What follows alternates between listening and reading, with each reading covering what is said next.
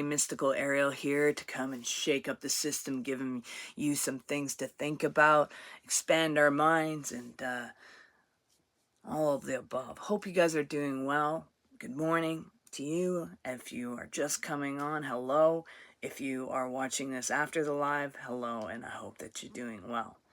So, I wanted to share my experience of being in the womb. So, death, passing this life, didn't have to return, all those things. Place where I actually felt complete and never had to return to the depths of despair. I transcended from life to death, soaring through the vastness of the universe, experiencing true freedom. In that moment, I understood my true essence, the one thing that we search for our entire lives here, an identity. I realizing that I was not separate from love, but rather I embodied love itself. However, despite this euphoria, this truth, I knew I had to make a choice to return to life. I'd crossed the veil and I was dead. Or, as the truth is, we were all already dead. But as I left behind the body I once inhabited, I felt an incredible sense of liberation. For once, I finally got to leave this tormented world. I was truly free. Yet I couldn't escape the love I had for this humanity, and especially my sons. Even though humanity may turn away and spit on me in the end, even though the closest to me, such as those who even would call themselves my adopted sons, would hold my most cherished possessions and never return them, even after returning back. And even as I returned to life, I knew that I would eventually walk away from many of my closest friends. And I knew that some would walk away from me as well. But I made a vow. It's part of why I came back. Is to always speak the truth, and I knew I couldn't do that in the environment I was in.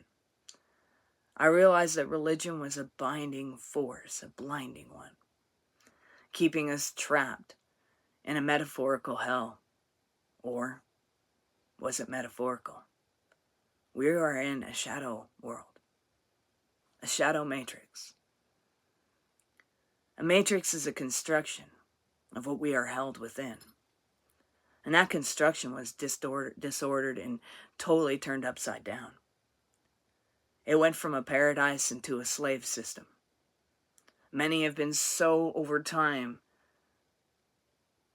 blinded, even by their own selves, by fear, that they lock the keys every night in their own prison cells. But see, I realized something too, that religion was a blinding thing. And we possessed these keys to escape this prison system, yet we couldn't understand that. The shadow world we unknowingly reside in, yes, you're now.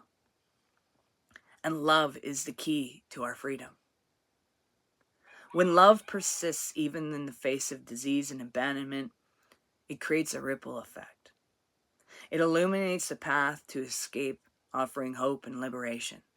From the confines of our own creation, love has the power to set us free, to transcend the limitations imposed upon us. It is through love that we can truly liberate and illuminate and transform our reality. See, if fear is the thing that has been keeping us here, then wouldn't love be the thing that unites us? We are stronger as one than we are separated. And this world knew that enough to create that distorted illusion before you. Whether it was through race, whether it was through your pocketbook, whether it was through whether you had this or they didn't have this. No matter what, this world swirls around in segregation, separation, and fear. And so if we do the opposite, we unite. We are kind, compassionate, all those things. When we realize that when we're staring at one another, we are staring at a piece of ourselves. Remember that. Love is the key that binds us all together. It's amazing when you pay attention to the power of love. I was taught to be a weapon of fear. My entire life was surrounded in fear, and yet fear didn't win. I knew nothing but rejection. I knew nothing but torment and abuse. But love still won.